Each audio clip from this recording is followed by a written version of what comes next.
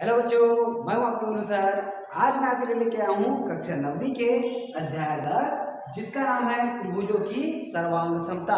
तो यहाँ पर त्रिभुजों की सर्वांग समता से मतलब है ऐसी दो त्रिभुज जिसको यदि एक त्रिभुज को दूसरे त्रिभुज के ऊपर रखे तो पहला त्रिभुज दूसरे त्रिभुज को पूरी तरीके से ढक लेगा। अब यहाँ पर आप एक बात ध्यान दीजिएगा, दो त्रिभुजों को सर्वांग सिद्ध करने के लिए उसके 3 अवयव बराबर होना चाहिए। 3 अवयव में 2 भुजा एक कोण हो सकता है, 2 कोण एक भुजा हो सकता है कि तीनों भुजा हो। अब आप ये मत समझिए कि तीनों कोण यदि बराबर होगा तो वो सर्वांग हो जाएगा।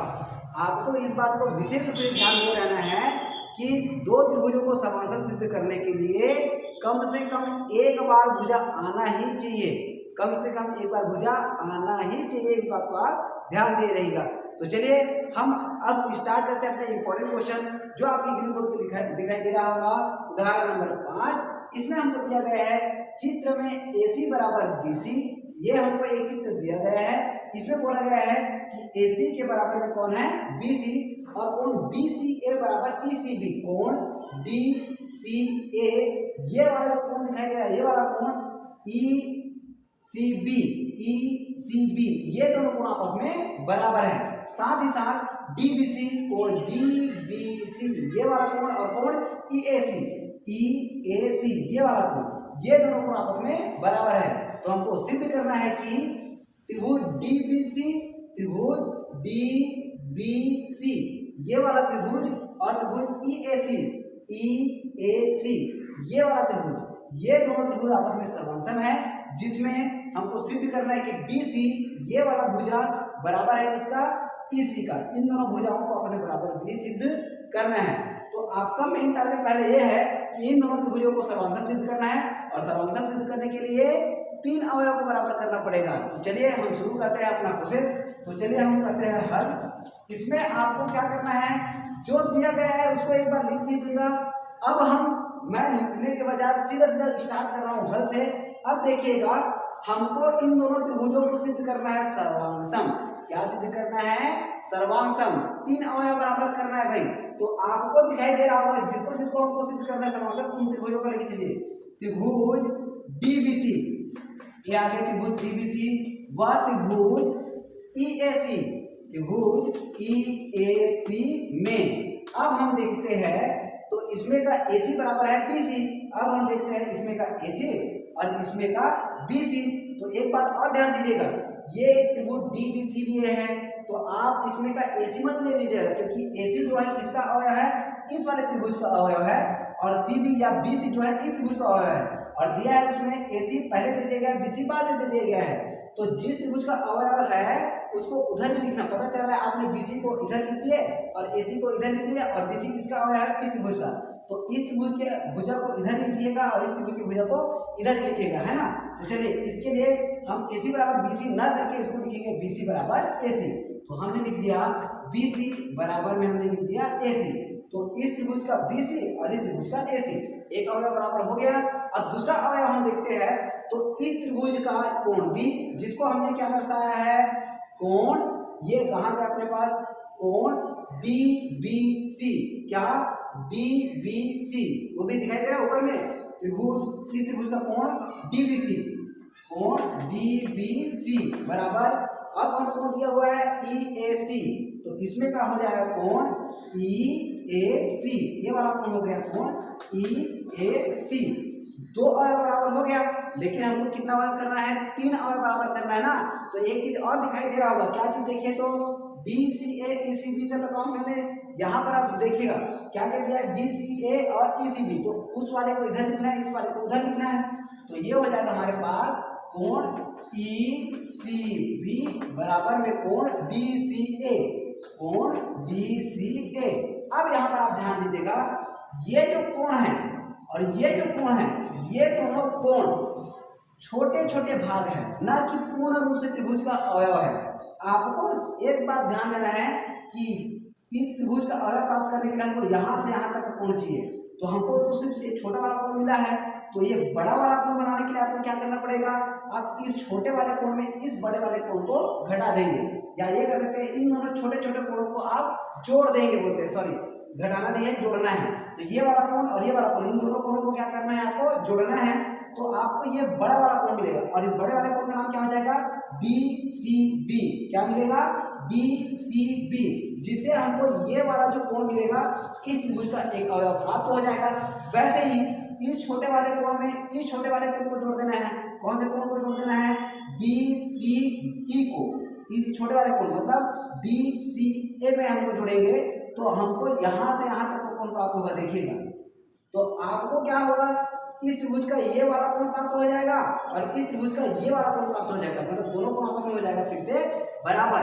जैसे कि आपको बोला गया है ये वाला कोण मान लो है 50 अंश, तो सिंपल से बात है ये वाला कोण भी हो जाएगा कितना, 50 अंश।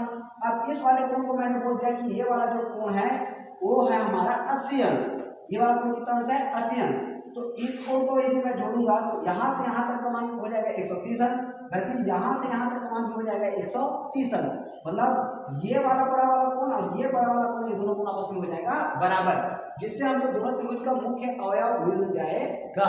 तो चलिए आपको क्या करना है, दोनों पक्षों में ये वाला कोण को जोड़ना है। नाम क्या है इसका, BCE। तो आप लिखेंगे दोनों पक्षों में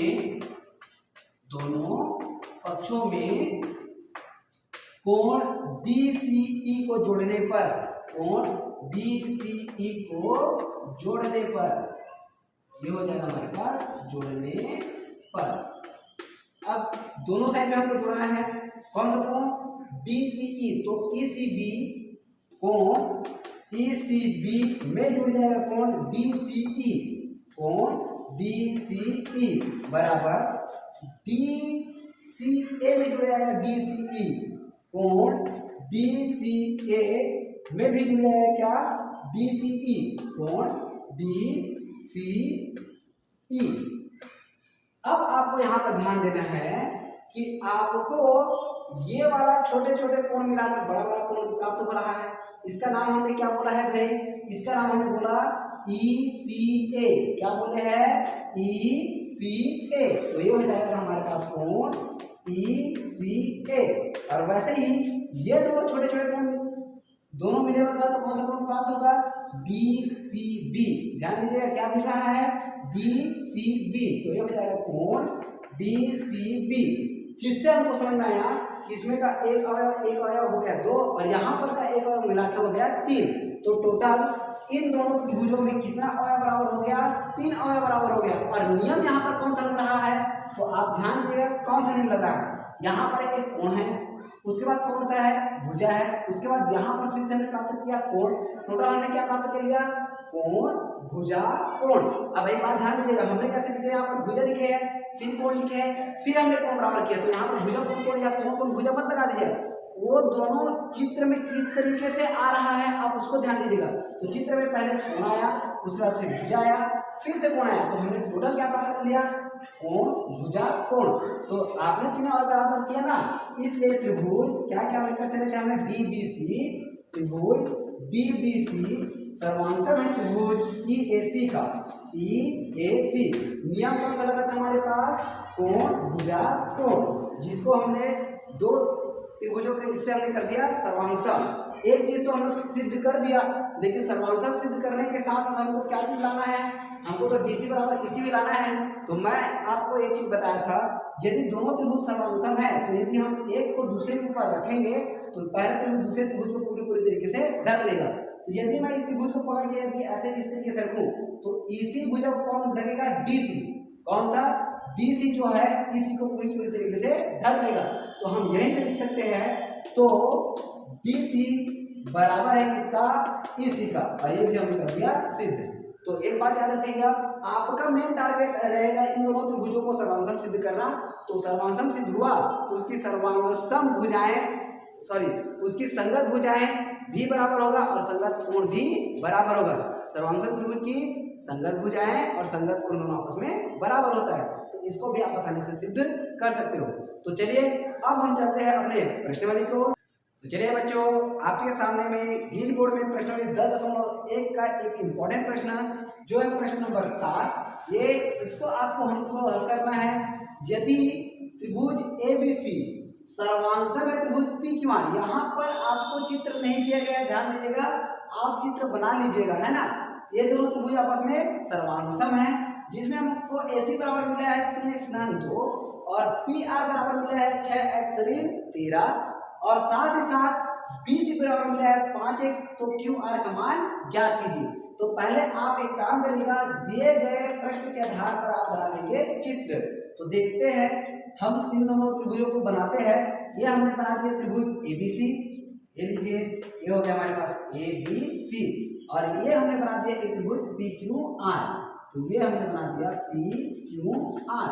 अब देखते हैं दोनों त्रिभुज समांतर में करके बोल दिया गया है, तो इसमें का कौन सा मुझे मिला है AC का मान मिला है 3x धन 2, ये मिल गया 3x धन 2 और PR का मान मिला है 6x ऋण 13, PR का मान मिला है 6x ऋण 13 और साथ ही साथ BC का मान मिला है हमको 5x।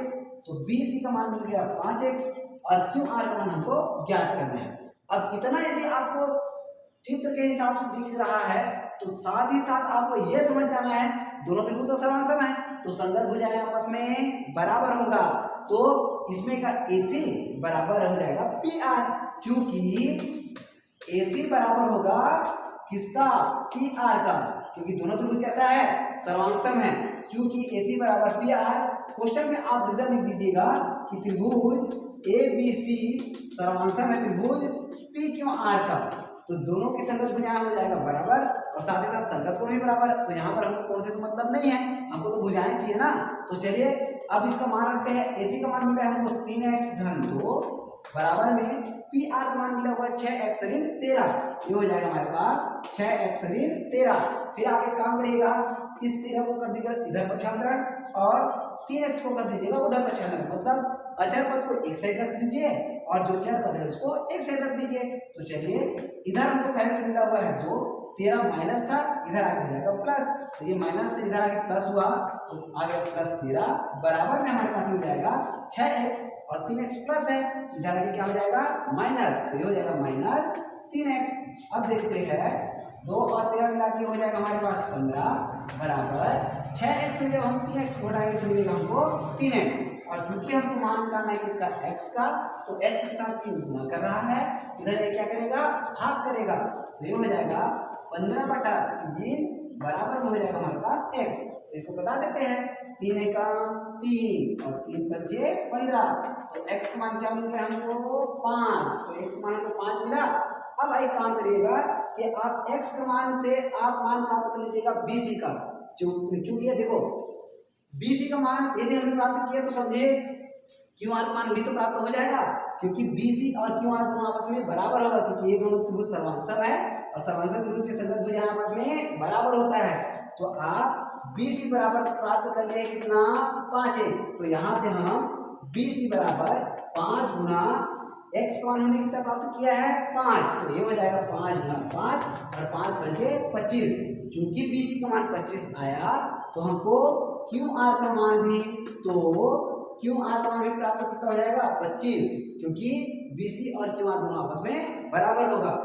ये हो जाएगा हमारा आंसर। तो इस तरीके से आप इस प्रश्नावली के भी एक इंपॉर्टेंट क्वेश्चन हल कर लिए। अब आपको यदि प्रश्नावली के कोई भी क्वेश्चन में दिक्कत हुआ होगा तो आप कमेंट बॉक्स में मुझे जरूर बताइएगा, मैं पूरा आपका हेल्प करूँगा। Thank you.